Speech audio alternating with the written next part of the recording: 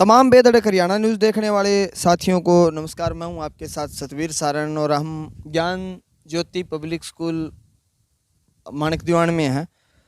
हम ये आपको बता दें कि यहाँ एक 8.5 लाख रुपए की प्राइज़ मनी की प्रतियोगिता के ट्रायल हो रहे हैं, जिसमें कबड्डी, वॉलीबॉल, क्रिकेट और एथलेटिक्स के जो प्लेयर हैं उनका चयन यहाँ किया जाएगा। और हरियाणा के यहाँ सेक्रेटरी और चेयरमैन आए हुए हैं और हम भारत की जो पूरी भारत की फेडरेशन है उनके यहाँ सेक्रेटरी आए हुए हैं। हम उनसे बातचीत करते हैं, क्या उनकी रूपरेखाएं हैं, क्या बातें हैं, हम आपको ले चलते हैं कि वो लोग यहाँ किस तरह की मंत्रणाएं कर रहे हैं। चोपटा क्षेत्र में हम आपको बता दें कि ज्ञान ज्योति स्कूल के साथ साथ यहाँ स्पोर्ट्स एकेडमी के नाम से उभर रही है। क्या तैयारियां चल रही हैं, क्या कुछ हो रहा है, वो हम आपको अंदर लेके चलते हैं। कौन लोग आए हैं, कहाँ से आए हैं, वो तमाम जानकारियां हम उन लोगों से आपसे साझी करेंगे।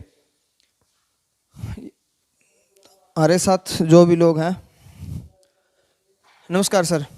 हमारे साथ चेयरमैन हैं हरियाणा प्रदेश के, वो भी हैं सेक्रेटरी जो यहाँ ऑर्गेनाइजेशन जो कमेटी को देख रहे हैं सुनील बेनीवाल जी, ये भी हम इनसे बातचीत करेंगे। सर, सोशल मीडिया में आपकी एक पोस्ट वायरल हो रही है, क्या एजेंडा लेके आए आप? जी, ये एजुकेशन इस स्पोर्ट्स से रिलेटेड है। हमारी एक संस्था है sports development and promotion association Haryana, और ये रजिस्ट्रेड है एसडीपीएफ इंडिया से। तो हम एक प्लेटफॉर्म दे रहे हैं बच्चों को हर गेम का। कबड्डी है, एथलेटिक्स है, वॉलीबॉल है। इसके आज ट्रायल रखे हैं। इसके लिए एक फेडरेशन कप रखा गया है जनवरी में, जो कैथल में होने जा रहा है, इंडिया लेवल का है। यहाँ उसके लिए बच्चों को ट्रायल है। यहाँ से सिलेक्ट होकर बच्चे नेशनल लेवल में फेडरेशन कप में खेलने जाएंगे। जी सर। हाँ, ये सर आज़ाद चलेगा कि लंबा चलेगा? दोबारा जो किसी बच्चे को आज मैसेज ना मिला हो तो अगर वो बाद में आपसे संपर्क साधना चाहे तो कोई जरिया है उसके लिए? जी, ये ट्रायल हम हर कोने में हरियाणा के रख रहे हैं। अब सिरसा साइड रखा है, 3-4 जगह ट्रायल रखे जाएंगे, और उसके बाद पूरे जितने जगह हम ट्रायल रखेंगे उसमें से एक टीम सेलेक्ट होकर नेशनल में खेलने जाएगी। जी जी। हमारे साथ हरियाणा प्रदेश के चेयरमैन सर हैं, इनसे बातचीत करेंगे कि आखिर क्या एजेंडा लेके आई है फेडरेशन। सर, हरियाणा प्रदेश तो वैसे भी खिलाड़ियों की भूमि है, यहाँ हमारे अच्छे खिलाड़ी आए हैं जिन्होंने देश का नाम रोशन किया है। भविष्य में आपकी फेडरेशन का क्या प्लान है? हम चाहते हैं हर एक बच्चा वो किसी ना किसी गेम से जुड़े और खेल उसके जीवन का हिस्सा बन जाए, क्योंकि जो अच्छा जीवन यदि कोई जीना चाहता है, जिसे हम रोग मुक्त कह सकते हैं, जिसे अच्छी सोच वाला जीवन कह सकते हैं, वो खिलाड़ी की मानसिकता के बगैर नहीं हो सकता। स्पोर्ट्स जो स्पिरिट है उसको हम हर बच्चे के दिमाग में भरना चाहते हैं, जिसके तहत वो स्पोर्ट्स में हिस्सा लेके अपने आप को स्वस्थ रख सकता है और अपने आसपास एक बेहतर समाज का निर्माण कर सकता है। क्योंकि जो स्पोर्ट्समैन होता है वो हर रोज जीतता है, हर रोज हारता है, तो एक बेहतर सोशल पर्सन भी होता है।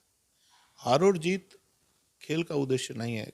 खेल का उद्देश्य है शारीरिक, मानसिक और सामाजिक विकास। तो इस चीज़ को ध्यान में रख के हरियाणा में जो फेडरेशन है वो बढ़ चढ़ के भाग ले रही है, और कैथल में इस बार सेकेंड नेशनल कप रखा गया है जो 7 से 10 जनवरी में होगा। तो उसके लिए ट्रायल लिए जा रहे हैं। आज का जो कार्यक्रम है उसी ट्रायल का एक हिस्सा है। तो इसमें आज यहाँ पे कबड्डी के बच्चे, एथलेटिक्स के और फुटबॉल के बच्चे आए हैं। इनका चयन किया जाएगा। उसके बाद 3-4 जगह और चयन होगा।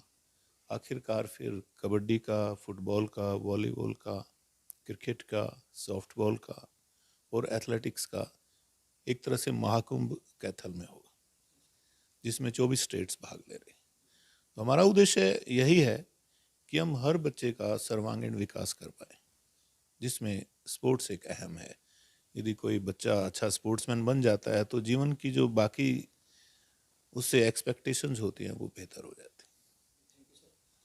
अब हमारे साथ इंडिया लेवल की हम बात करते हैं कि फेडरेशन को इंडिया लेवल पे जो देखते हैं वो हैं, और आप तमाम खिलाड़ियों और अभिभावकों में एक पर्सन ये बनता है कि जो ये फेडरेशन होती हैं इनकी जो सर्टिफिकेट जो खिलाड़ियों को मिलती है उनमें कहीं ना कहीं दिक्कतें आ जाती हैं। सर ऐसा अक्सर सुनने में मिला है कि ये फेडरेशन जिस तरह से आपने बताया ये आयोजन करवा लेती हैं नेशनल लेवल पे, स्टेट लेवल पे, जो इनके प्रमाण पत्र दिए जाते हैं वो कहीं ना कहीं, क्योंकि एक स्पोर्ट्समैन के लिए सरकारी जॉब में जाना भी अहम बात रखता है, तो वहाँ उनको दिक्कतें आती हैं। अक्सर एक्चुअल में होता क्या है ये आप हमें बताएं, क्योंकि आप पूरे भारत लेवल की बात करते हैं, तो ये भी शंका हमारे तमाम जो दर्शक हैं युवा हैं उनकी दूर करने का काम करें। सबसे पहले तो सर हमें बच्चों को एक प्लेटफॉर्म देते हैं, एक मंच देते हैं जिससे वो अपनी प्रतिभा को निखार सकें और वो कहीं ऊंचे लेवल पर ये एशियन गेम, ओलंपिक गेम इस तरह से वो जा सके। तो उनको सबसे पहले बात तो ये होती है प्लेटफॉर्म देने की। उसके बाद हम बच्चों को certificate, medal, trophy, cash prizes ये देते हैं और मोटिवेशन भी उनका होता है। और सर्टिफिकेट की बात मैं जहाँ तक करूँ जी, पिछले साल यानी कि 2019-20 का सेशन की बात करें, हमारे 40 बच्चे इंडियन आर्मी में और अन्य जो सेनाएं हैं तीनों सेनाओं में चयनित हुए हैं हमारे सर्टिफिकेट के बेस पे। तो निश्चित तौर पे वैसे तो आर्मी वगैरह हमारे ग्रामीण परिवेश के जितने बच्चे होते हैं वो सबसे ज़्यादा जो जाना पसंद करते हैं आर्मी में, आपने पता है क्रेज है आजकल। तो उसमें बच्चे की एबिलिटी होती है और वो फिजिकली फिट है। सर्टिफिकेट का माध्यम होता है एंट्री का माध्यम, तो सर्टिफिकेट के माध्यम से बच्चे की एंट्री होती है। अगर उसमें दमखम है वो निश्चित तौर पे आर्मी में और अन्य तीनों सेनाओं में जा सकता है और ये सर्टिफिकेट मदद भी करते हैं उनकी। जी सर ऐसी अक्सर चर्चाएं सुनने में मिलती है कि पहले वो खेल में अगर भाग लेता है, फेडरेशन खेल करवाती हैं, गेम करवाती हैं, उनके साथ कहीं ना कहीं फिर ये कहता है कि ये तो डिपार्टमेंटली जब बात आती है तो वो कहते हैं कि ये नकली है। क्या एक्चुअल में ऐसे कुछ लोग हैं जो बच्चों के साथ फ्रॉड कर रहे हैं या हरियाणा प्रदेश में नहीं पूरे देश में इस तरह का खेल चल रहा है? सर, अगर सर्टिफिकेट की कोई बात करता है कि ये सर्टिफिकेट हमारा ये यहाँ चलेगा, ये इसके बेस पे बच्चों को नौकरी मिल जाएगी, तो ये कहना तो बिल्कुल गलत होगा। क्योंकि बच्चे में उसमें एजुकेशन होनी चाहिए, उसकी एबिलिटी होनी चाहिए कि जिससे वो नौकरियों में जा सके। सर्टिफिकेट के बेस पे कभी कोई नौकरी बच्चा लगता नहीं इस प्रकार से। दूसरी कुछ संस्थाएं ऐसी हैं जो अंडर सोसाइटी एक्ट में रजिस्टर्ड संस्थाएं हैं और हरियाणा में जैसे 2012 एक्ट है, हमारा सेंट्रल गवर्नमेंट का, पाकिस्तान में भी वो चल रहा है 1860 एक्ट है। अगर इसके तहत संस्थाएं हैं और वो निश्चित तौर पे काम कर रही है, एक पैनल की तरह सरकार की गाइडलाइन के अनुसार काम करती है, तो उनके सर्टिफिकेट पे निश्चित तौर पे जो सेनाएं हैं और वो अन्य है वो विचार करते हैं। और जो ओलंपिक संघ से मान्यता प्राप्त संस्थाएं हैं या खेल मंत्रालय से मान्यता प्राप्त संस्थाएं हैं, वो एक अलग बात होगी जी। जी आपने अहम जानकारी हमें दी। हमारे साथ इस संस्थान के चेयरपर्सन हैं अजब सिंह जी बेनीवाल, दो बातें उनसे भी कर लेते हैं। सर कहीं ना कहीं अपने स्कूलों की स्ट्रेंथ बढ़ाने की शिक्षा के क्षेत्र में आप शिक्षक हैं, तो वो चर्चाएं चलें, उससे अलग आप प्रतिदिन खेल इवेंट करवाते हैं, मुख्य एजेंडा क्या है आपका? सर, खेल एक ऐसी चीज़ है जो अगर आप शरीर फिटनेस लेके चलें तो खेल सबसे महत्वपूर्ण है। स्वास्थ्य का जिक्र करें तो एक स्पोर्ट्समैन को डॉक्टर के पास जाने की बहुत कम ज़रूरत पड़ती है। नौकरी करते हैं पर 90% जो है उनमें रोग प्रतिरोधक क्षमता भी बढ़ जाती है। दूसरे जैसे एक नशा चल रहा है हमारे समाज में, अगर स्पोर्ट्स में बच्चा बिजी है, पहले पढ़ाई में स्टडी कर रहा है अपनी दिन के टाइम में, सुबह शाम अगर वो गेम कर रहा है, तो उसके बाद अगर उसके पास टाइम ही नहीं है तो वो नशे से भी बच जाता है।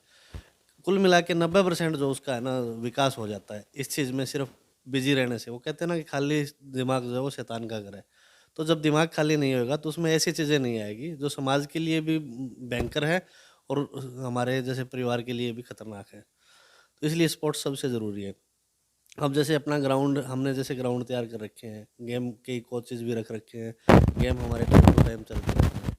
अब लॉकडाउन के अंदर भी जैसे डिफेंस की तैयारी चल रही है तो उसके साथ साथ जैसे रेस का और वो चल रहा है। जैसे ही हमें गवर्नमेंट से कोई आदेश मिलता है कि हम इसको आगे बढ़ा सकते हैं तो हम और आगे जाएंगे।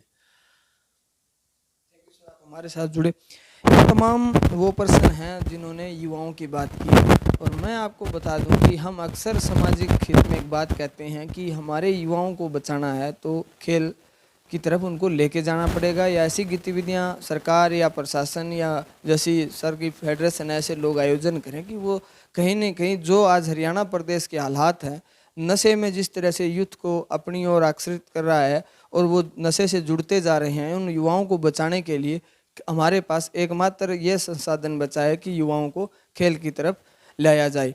अब हालात ये हो गए हैं कि पड़ोसी राज्य राजस्थान में भी ऐसी चर्चाएं चलती हैं कि वो नशा है, वो हरियाणा का नशा राजस्थान में आ रहा है, और हरियाणा वो प्रदेश है जहाँ सबसे ज़्यादा मेडल लाने वाले युवा हरियाणा ने दिए हैं।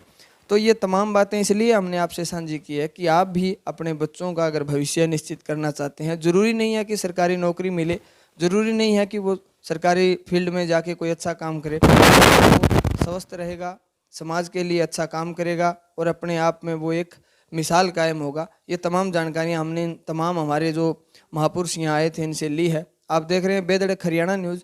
मैं हूँ आपके साथ सतवीर सारण, कैमरा पर्सन जोनी शर्मा के साथ। धन्यवाद।